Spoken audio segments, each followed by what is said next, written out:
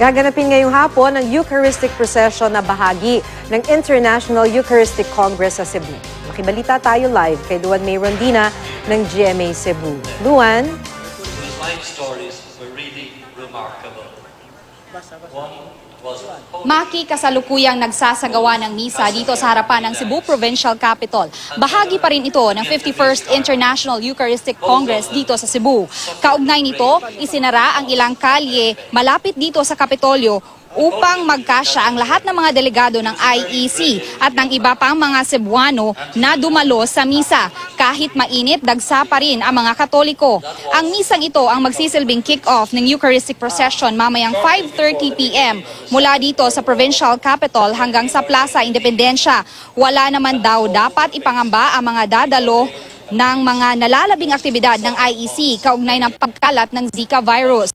Tinitiyak ng Epidemiology and Surveillance Unit Region 7 na hindi pa nakakapasok ang Zika virus sa bansa.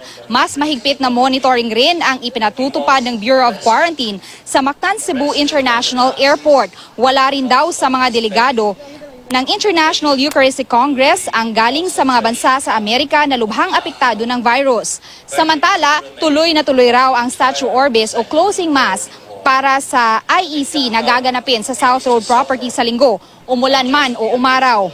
Inaasahang dadaluhan ito ng nasa 1 milyong Katoliko. Naghahanda na rin ang lokal na pamahalaan ng Cebu City kung sakali mang umulan. Kahapon, nailagay na ng Cebu City Government ang sound system, LED screens at mga bleachers para sa 2,400 na miyembro ng Grand Choir. May mahigit 20 stalls ring itinayo para sa mga magtitinda ng mga pagkain at tubig. Mahigit na ipinagbabawal ang mga ambulant vendors. He was still alive when the camp was liberated.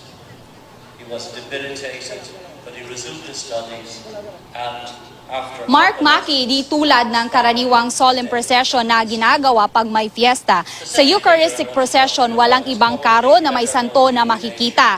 Yung monstrance, yung nakikita nyo sa likuran ko kung saan inilalagay ang Holy Eucharist or ang Body of Christ, yun yung magsisilbing focus ng Eucharistic Procession. At pagkatapos naman ng procession dun sa Plaza Independencia, gagawin ang benediction o yun yung pagbibless the people, yung pagbless ng people through Jesus in the Eucharist. Samantala, yung makikita natin sa screen ngayon, yan yung bahagi ng Osmeña Boulevard kung saan dyan dadaan ang procession mamayang 5:30 p.m.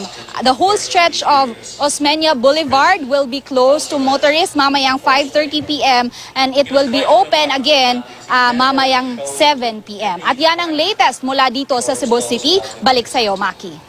Maraming salamat, Luan May Rondina. so